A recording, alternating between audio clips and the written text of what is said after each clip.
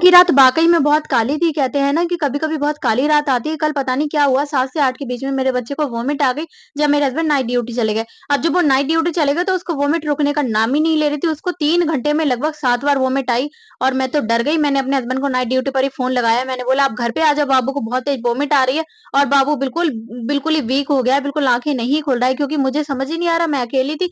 अगर कोई साथ में होता तो चल भी जाता। बहुत डर गई मैं रोने लगी तो फिर मेरे हस्बैंड ने बोला अपने जो भी फौजी साहब के सीनियर थे उन्होंने बताया कि मेरी वाइफ बहुत परेशान हो रही है, रो रही है, मेरे बच्चे को वॉमिट आ रहा है। सर ऐसा करिए मुझे जाने दीजिए। स्टाफ फौजी लोग जो होते हैं वो एक-दूसरे का दर्द भी समझते हैं क्योंकि सबके साथ सेम ही प्रॉब्लम रहती है। क्योंकि किसी के साथ फैमिली तो रहती ही नहीं है, सबके साथ वाइफ और बच्चे ही रहते हैं, सास-ससुर परिवार जिसके भी रहते हैं वो सबके बाहर ही रहते हैं। मतलब घर पर ही रहते हैं अपने स्टेट में और हम लोगों को नौकरी की वजह से कहीं न कहीं रहना पड़ता है, वो भी अलग रहना पड़ता है और नाइट ड्यूटी में तो सब कुछ वाइफ को ही मैनेज करना पड़ता है। लेकिन मेरा बच्चा बहुत ही ज़्यादा परेशानी का है, मैं आपको बता नहीं सकती क्योंकि मेरे बच्चे मेरे साथ कभी एक कैजुअलिटी हो रखी है बच्चे को लेके, तो अगर उसको कोई भी प्रॉब्लम होती है तो मैं बहुत ज़्यादा डर जाती हूँ। मैंने रात के 1:30 बजे अपने हस्बैंड को फ़ोन लगाया कि आप आ जाइए, मुझे समझ नहीं आ रहा है। मैं वैसे किसी और के साथ ले जाती पर रात का टाइम है, आपको साथ होना ज़रूरी है।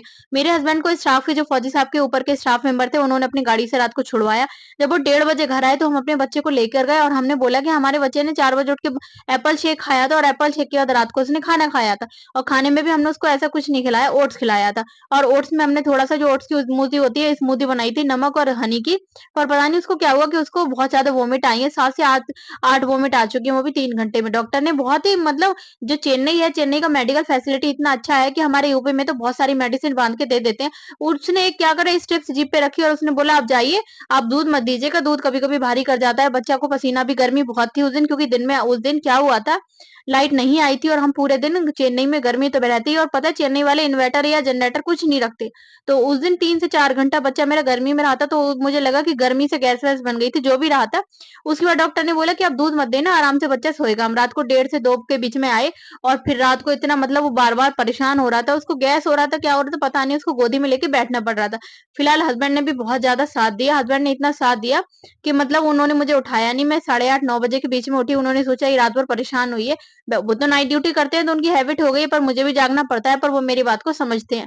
मैं अगर सो रही हूँ और उनको लगता है कि अकेले बच्चा पाल रही है, सारा घर का काम करती है, तो मुझे जितना होता है, जितना उन पे टाइम लगता है, फौजियों पे इतना टाइम होता नहीं है, पर वो मुझे सपोर्ट करते हैं। उन्होंने बोला कि तुम मुझे खिचड़ी बना दो, तुम रात को बहुत थक गए हो, ये है वो, पर मैंने बोला नहीं मैं आपको खिचड़ी नहीं बनाऊँगी, क्योंकि वैसे तो मैं सो के उठी तो उन्होंने मेरा नाश्ता भी ले आए थे। बाहर से डोसा लाके उन्होंने रख रखा था, पर मैंने बोला मुझे डोसा खाने का मन नहीं है, पहले मैं आपका खाना बना दूँ, क्योंकि मैंने सोचा 12 बजे तक जाएँगे, झाड़ू-पोछा, बर्तन, कपड़ा, पूजा-पाठ, लड्डू गोपाल की सेवा सब करना है। तो मैंने सोचा सबसे पहले मैं उठ के मुँह हाथ धुल के, अपना मंदिर पे हाथ जोड़ के मैं सबसे पहले सब्ज़ी बना लेती हूँ। मैं बना रही थी मिक्स वेज, उन्होंने बोला ऐसा करो खिचड़ी बना दो, पर मैंने कहा आज खिचड़ी नहीं बनेगी क्योंकि आज एकादशी है। एकादशी वाले दिन हम लोग चावल नहीं खाते। पहले तो मैं कभी व्रत रखती थी, अभी व्रत नहीं रखती हूँ क्योंकि बच्चा मेरा फ़ीड करता है, पर आगे कंटिन्यू करूँगी। अभी सोच रही हूँ बच्चा जब फ़ीड छोड़ेगा, तो इस वज़ह से पर वो समझ जाते हैं कि आज राइस नहीं बनेंगे, तो वो दोबारा ज़िद भी नहीं करते। मैंने बोला कि मिक्स वेज बना देती हूँ और आपको रायता दे दूँगी और उसके साथ में मैं रोटियाँ या पराठा जो आप कहोगे वो दे दूँगी। लेकिन वो पराठा मन से नहीं खाते तो उन्होंने बोला ठीक है, मेरे लिए रोटियाँ सेक के रख दो और मेरे लिए तुम्हें जो सूटेबल लगे, जो तुम ईज़ी बना लो उस तरीके से बना दो। मैंने कहा ठीक है, मैंने सारी सब्जियाँ जो मुझे चाहिए थी, घर में जो भी सब्जियाँ थी, बीन्स थी, मटर थी, शिमला मिर्च था, गोभी था, उसके बाद आलू भी मैंने थोड़ा-सा लिया क्योंकि मैं अकेले हस्बैंड के लिए बना रही थी। मैं शायद खाने का मन नहीं था या कुछ और था, मुझे कुछ और खाना था, तो मैंने उनको बोला कि ठीक है, मैं आपको बना देती हूँ। मैंने उनके लिए सारी सब्जियाँ काटी। सब्जियाँ काटते-काटते क्या हुआ कि मैं इतना परेशान हो गई कि मुझे याद ही नहीं रहा कि मेरा फ़ोन डिस्चार्ज है। जैसे ही मैं सब्जियाँ काट-पीट के जैसे ही छौंकने को जा रही, प्याज़ भी काट ली और लहसुन ही छील रही थी, मतलब थोड़ी बहुत देर बाद मेरा फ़ोन डिस्चार्ज हो गया।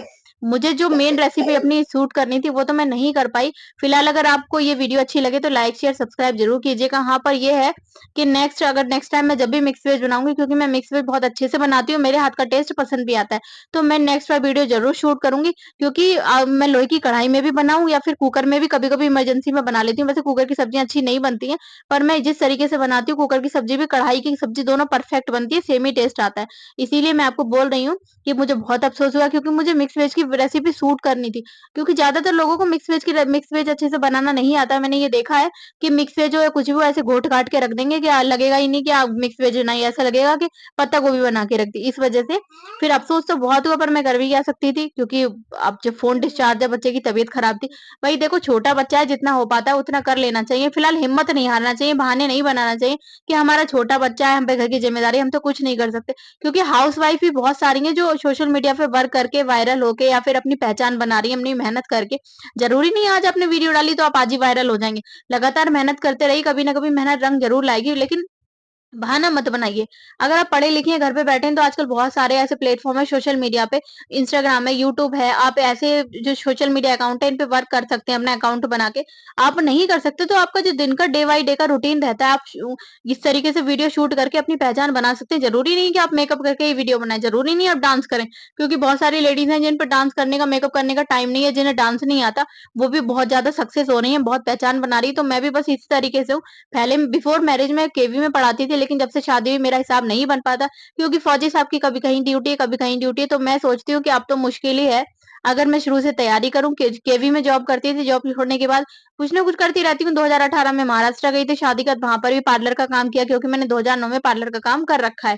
फिर उसके बाद 4 साल मैं हैदराबाद में भी रह के आई हूँ, जो कि 2019 में गई थी। अभी मेरी साढ़े 4 साल बाद अगस्त में पोस्टिंग आई है। तो फिर मैं वहाँ पर भी साढ़े 4 साल तक मैंने क्या करा, अपने बैच लगाए। 3 से 6 मैं बैच लगाती थी, बाकी पूरे दिन अपने पार्लर का काम करती थी। वीडियो अच्छी लगी तो लाइक शेयर